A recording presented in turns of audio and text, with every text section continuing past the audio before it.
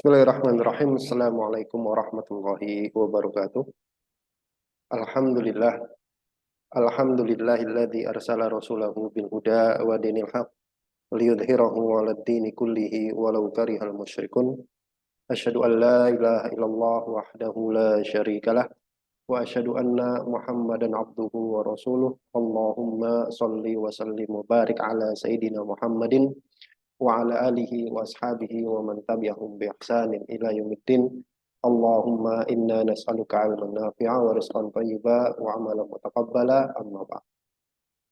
Ayo ikhwah fidakumullah, alhamdulillah kita memuji Allah Subhanahu wa taala atas segala limpahan nikmat serta karunia-Nya sehingga pada malam hari ini kita bisa kembali berjumpa, berkumpul, bermuajahah.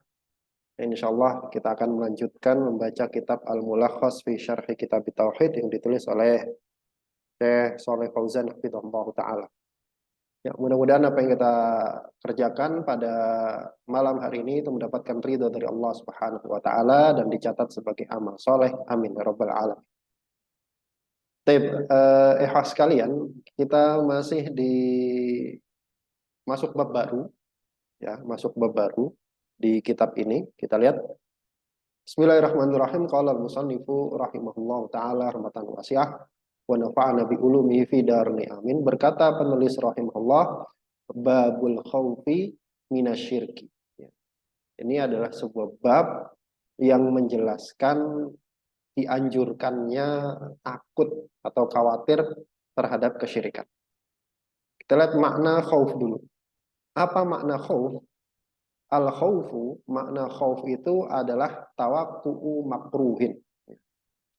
Khawatir terhadap sesuatu yang tidak disukai. Itu namanya khauf. Khawatir terhadap sesuatu yang tidak disukai. Wa huwa diddul amni. Dan makruh dan khauf ini lawan atau kebalikan dari rasa aman. Takut dari apa? Dari syirik. Apa itu syirik? Asyirku, definisi syirik adalah sarfu syai'in minal ibadati li ghairi. Ini definisi syirik. Definisi syirik itu memalingkan sedikit saja dari ibadah kepada selain Allah. Itu namanya syirik. Jadi kalau ditanya syirik itu apa? Salah satu definisinya adalah memalingkan satu saja dari jenis ibadah kepada selain Allah. Ngasih ibadah pada selain Allah, gampangnya begitu. Nah, sekarang apa hubungan antara judul bab sama kitab? Kitabnya namanya Kitab Tauhid. Kemudian penulis kitab ini ngasih bab ini. Apa hubungannya? Kita lihat. Munasabatul babi li kitab tauhid. Hubungan antara judul bab sama kitabnya apa? Kenapa si penulis kitab ini naruh bab ini di sini tuh kenapa? Kita lihat. Kata beliau annal musannifa rahimahullah. Karena penulis Syekh Muhammad rahimahullah lamma dzakara tauhid. Tatkala beliau udah nyebut tauhid itu apa? Udah dikasih tahu kita. Definisi tauhid apa sih? Kemudian wafadlah. Kemudian setelah beliau ngasih definisi tauhid, kasih tahu fadilahnya, keutamaannya apa? Udah dikasih tahu. Kemudian watahqiqahu. Kemudian kemarin kita juga ada belajar gimana cara merealisasikan tauhid. Salah satu caranya kita mewujudkan supaya tauhid itu jadi benar tuh bagaimana caranya? Udah dijelasin. Maka nasabah, maka tepat sekali gitu. Maka cocok pas an yadhkurul khaufa min diddihi wa huwa syirk. Di sini beliau nyebut takut dari kebalikannya tauhid. Udah dikasih tahu definisinya, udah dikasih tahu fadilahnya, udah dikasih tahu cara perealisasiannya. Nah, sekarang kita dikasih tahu gimana caranya supaya kita khawatir terhadap lawannya, yaitu apa? Syirik. Supaya apa? Liyahdarahul mu'minu wa yakhafuhu ala nafsi. Supaya kita nih mukmin nih insyaallah nih ya, itu waspada, itu takut dari kesyirikan wa yakhafuhu ala nafsi dan khawatir atas dirinya sendiri. Kok bisa begitu sih? Iya. Kita nih kalau ngelihat orang maksiat, itu kan kita juga khawatir, oh alhamdulillah saya nggak maksiat, kan begitu. Ada orang mabok, ada orang nyolong, ada orang zina, ada orang korupsi. Kita di dalam hati kecil kita mesti jangan sampai ya Allah kita ngikut-ngikut kayak begitu. Benar nggak? Ada rasa takut di hati kita. Maka salah satu bentuk kesempurnaan iman kita itu kita takut untuk jatuh dalam maksiat. Kalau ditanya maksiat terbesar apa? Maka jawabannya syirik. Di sini disebutkan seperti itu. Kemudian penulis bawain dalil untuk menguatkan judul bab. Ini sebenarnya model kayak begini, ini model Sahih Bukhari. Kalau teman-teman pernah belajar atau pernah baca kitab Sahih Bukhari, Sahih Muslim enggak? Sahih Muslim judulnya yang ngasih Imam Nawawi. Kemudian Sunan Abu Dawud, kemudian Sunan Tirmidzi, itu modelnya begitu. Judul bab, kemudian cuma hadis atau ayat. Nah, hubungannya apa ya? Fikihnya nanti kita lihat, fikihnya penulis itu bisa lihat dari ayat atau dalil yang dibawa buat jelasin isi babnya. Babnya tuh mau dibawa kemana? Begitu. Kita lihat wa qaulillahi ta'ala, Allah Subhanahu wa taala berfirman, innallaha la yaghfiru ayyushraka bihi. Innallaha sesungguhnya Allah la yaghfiru ayyushraka bihi. Apa maknanya la yaghfiru ayyushraka bihi? Ai maksudnya la ya'fu an abdin laqiyahu wa huwa ya'budu ghairahu.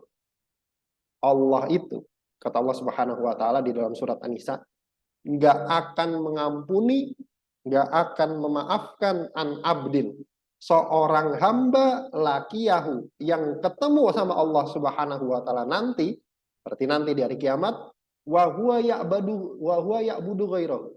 Dalam keadaan dia waktu hidupnya itu menyembah atau beribadah kepada selain Allah. Gampangnya, Allah nggak akan ngampunin orang yang mati bawa dosa syirik. Allah nggak akan mengampuni orang yang mati dalam keadaan bawa dosa syirik. Wa yaghfiru ma duna dzalik. Dan Allah akan mengampuni ma duna dzalik. Ai maksudnya yaghfiru ma duna syirki minadz-dzunub. Allah ngampunin dosa-dosa di bawah level syirik. Jadi kalau dosanya di bawah level syirik, itu Allah ampuni. Maksudnya bagaimana Allah ampuni? Kalau ada mukmin, dia nanti meninggal dalam keadaan bawa dosa selain dosa syirik, ada kemungkinan diampuni. Bagi siapa? Liman yasha, bagi siapa yang Allah kehendaki. Ai liman yasha'ul maghfirata lahu min ibadihi hasba fadlihi wa hikmatihi. Maksudnya bagi siapa saja yang Allah pengen untuk Allah kasih ampunan bagi itu orang, min ibadihi, dari kalangan hambanya, hasba fadlihi. Ini gimana cara Allah nentuin nih orang dapat ampunan, nih orang nggak dapat ampunan, dicuci dulu di dalam neraka. Nih orang dicuci sesuai dengan kadar dosanya. Nih orang, oh ya udah diampunin aja dah, masukin surga. Dari mana Allah Subhanahu wa taala itu nentuin begitu? Hasba fadlihi, sesuai dengan fadlnya Allah, kemurahan Allah, kemaha pemurahan Allah, wa hikmatihi, dan sesuai dengan hikmahnya Allah Subhanahu wa taala. Jadi nggak sembarangan Allah Subhanahu wa taala itu menentukan orang ini pantas untuk diadab, dan nggak sembarangan juga Allah Subhanahu wa taala nentuin nih hamba pantas untuk dapat ampunan, kemudian dosanya dapat pemutihan, masuk surga. Itu dalil yang pertama yang dibawa sama penulis. Kemudian penulis membawakan ayat yang kedua. Nanti kita lihat hubungannya apa sama judul. Judulnya kan takut dari syirik kan gitu kan. Dianjurkannya seorang hamba, seorang mukmin itu takut dari kesyirikan. Hubungannya apa? Nanti kita lihat. Wa qala al-Khalilu alaihi salam. Berkata Al-Khalil. Al-Khalil. Siapa sih Al-Khalil? Khalil itu kalau kita suka ikut-ikut pengajian, kan biasanya diterjemahin kekasih begitu ya. Tapi orang awam kalau Allah diterjemahin punya kekasih itu nanti pemikirannya kemana-mana dia. Kadang-kadang nggak sinkron nih. Maka kita harus dudukin dulu, kita harus tentuin dulu makna Khalil itu yang pas itu apa sih? Memang betul kekasih itu bisa diterjemahin begitu kalau orangnya udah ngaji. Tapi kalau orang awam dikasih tahu begitu, wah bisa ribut itu, bisa masuk TikTok nanti. Ini kita lihat. Khalil itu apa sih? Khalil adalah alladzi balagha a'la darajatil mahabbati. Yang namanya Khalil itu adalah orang yang balagha, udah sampai a'la darajatil mahabbah, derajat cinta yang paling tinggi. Orang yang udah nyampe derajat cintanya kepada Allah yang paling tinggi. Wal muradu bihi, yang dimaksud di sini bukan Khalil sembarangan, namanya orang Khalil misalkan, oh dia ada, bukan. Khalil dimaksud ini siapa? Ibrahimu alaihissalam. Nabi Ibrahim alaihissalam. Alladzi ittakhadallahu khalilan, yang telah Allah angkat sebagai Khalil. Berarti Khalil itu terjemahan jadinya adalah hamba yang sangat dikasihi oleh Allah Subhanahu wa taala. Itu namanya Khalil. Apa kata Nabi Ibrahim nih? Ini doanya Nabi Ibrahim yang terkenal dalam surat Ibrahim ayat ke-35. Kata Nabi Ibrahim, wajnubni wa baniya an na'budal asnam. Kata Nabi Ibrahim, wajnubni wa baniya. Ujnubni, apa maksud ujnubni? Ai ij'alni. Ujnubni itu artinya jauhkan. Jauhkan saya dan anak keturunan saya. Maksudnya bagaimana? Ij'alni ya Allah, ij'alni, jadikanlah saya, kata Nabi Ibrahim, wa iyyahum, dan mereka anak keturunanku nanti, fi janibin, di satu sisi, di satu pihak, wa khayyizin, dan di satu tempat, ba'idin, yang jauh, andalik, dari nyembah berhala. Jadi seolah-olah Nabi Ibrahim jauh-jauh deh dari nyembah berhala, saya sama anak turunan saya. Bahasa kita begitu.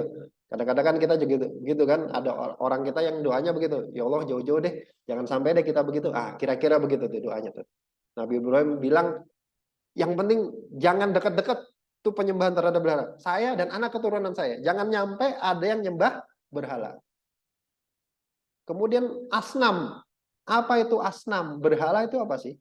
Al-asnam adalah jam'u sonamin, bentuk jamak, bentuk plural dari sonam. Apa sonam? Wahua makana manhutan. Itu sesuatu yang manhut, dipahat. Dipahat, dibentuk. Ala suratil bashar. Pada bentuk manusia, bentuk orang, au ala surati ayyi hayawanin, atau dibentuk atas bentuk hewan apapun. Hayawan itu kalau dalam bahasa Arab bukan hewan di bahasa kita. Hayawan itu, manusia itu masuk hayawan. Makhluk hidup yang bisa gerak gitu ya, bisa makan, bisa minum. Itu disebutnya hayawan dalam bahasa Arab. Bukan hewan, bukan. Kalau hewan itu bahasa Indonesia. Berarti berhala itu asnam itu dia ada bentuknya. Nanti ada juga namanya wasan. Wasan atau ausan. Kalau ini asnam, ada namanya ausan. Wausa. Kalau ausan itu segala sesuatu yang dikeramatkan, yang disembah, tapi bukan bentuk patung, nggak harus bentuk patung. Kan yang disembah di dunia ini nggak harus patung. Benar nggak? Ada pohon keramat, ada batu keramat, ada pusaka keramat, gitu kan? Ada batu cincin, begitu kan? Bahkan ada duit, duit keramat di Indonesia macam-macam kan? Duit keramat aja ada, gitu kan? Itu namanya ausan.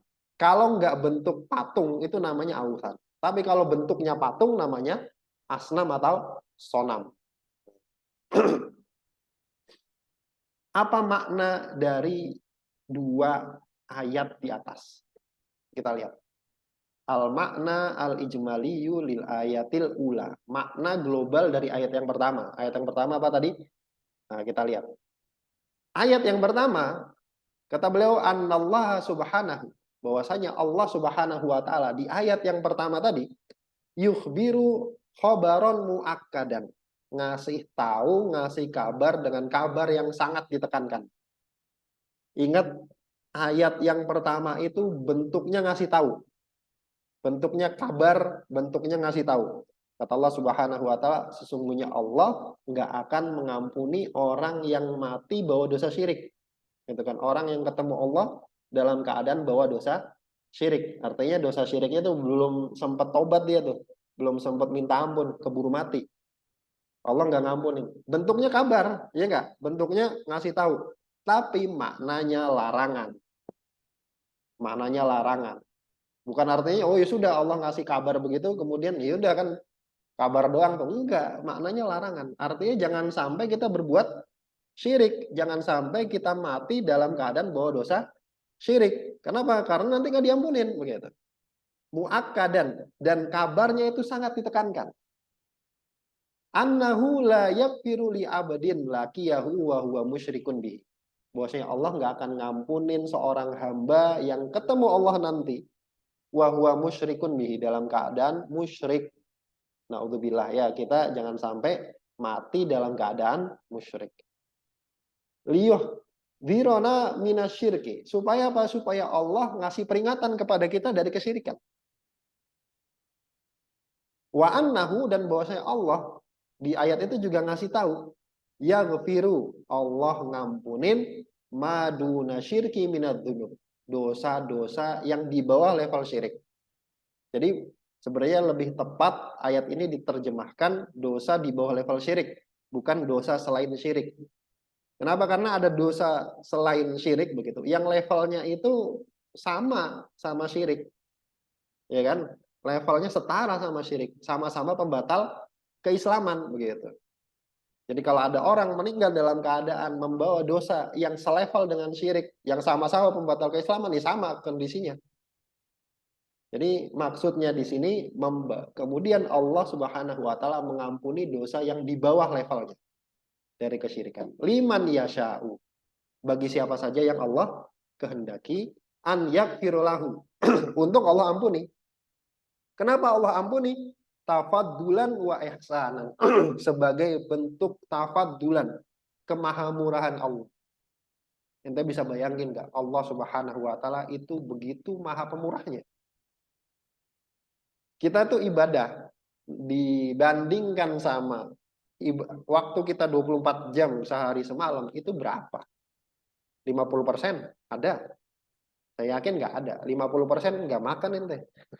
50% buat ibadah nggak makan kita. 40% ada nggak? Mungkin ada santri gitu kan. 30%, 20%, 25%. Paling mentok 20%, 25%. Sisanya kita pakai untuk yang lain. Nah, 25% itu untuk ibadah. Yang untuk maksiat itu berapa persen? Dalam sehari semalam.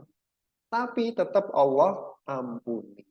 Maka itu bentuk kemaha pemurahan Allah. Jadi itulah kalau kita pengen lihat bagaimana kemahamurahan Allah.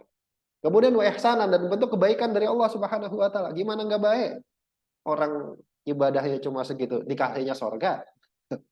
Li alla naknuta min rahmatillah. Supaya apa? Supaya kita naknato. Ini harusnya mansub ya.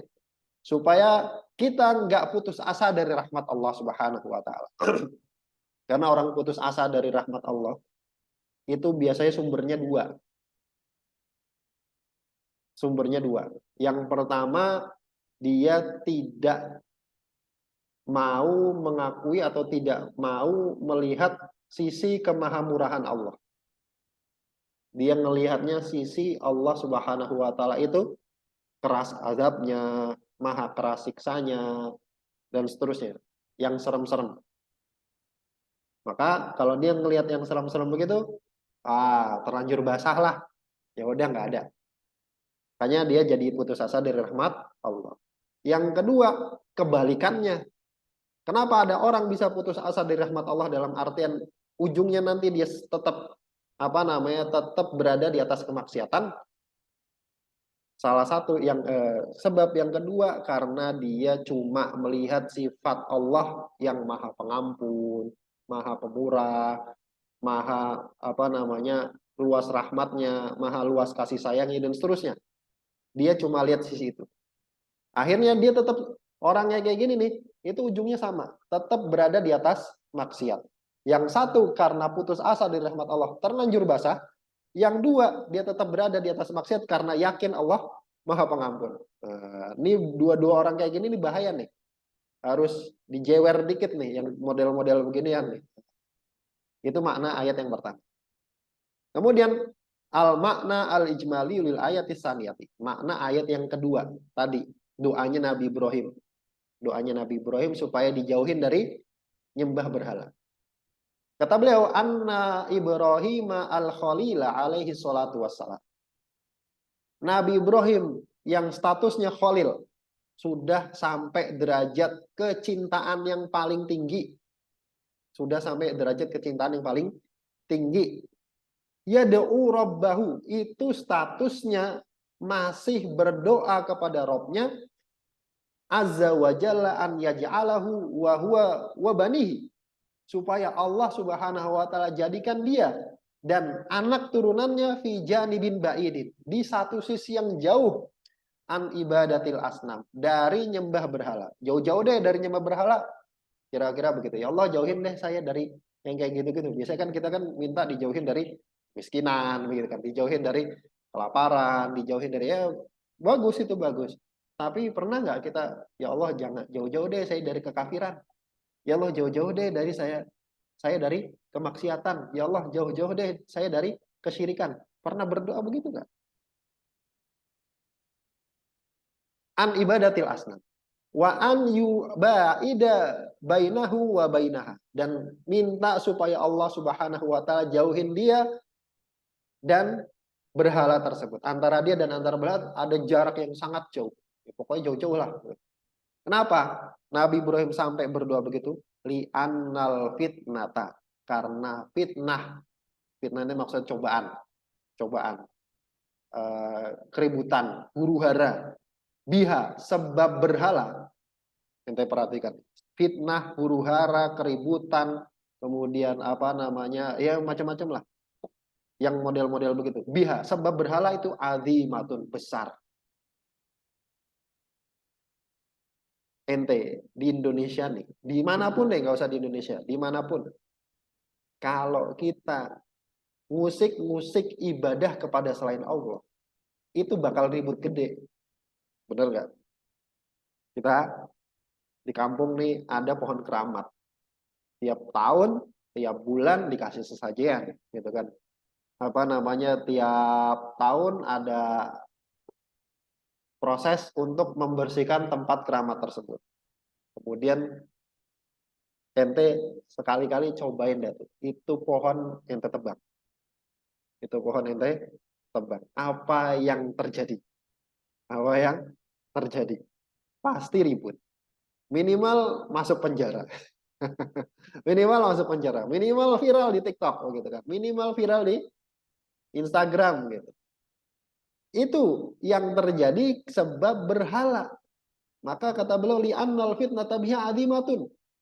Fitnah, huru-hara, keributan, cobaan gara-gara berhala itu gede. Wala ya'manul wuku'a fiha. Maka seorang mukmin tidak ada jaminan dia aman untuk tidak terjatuh ke dalam penyembahan terhadap berhala.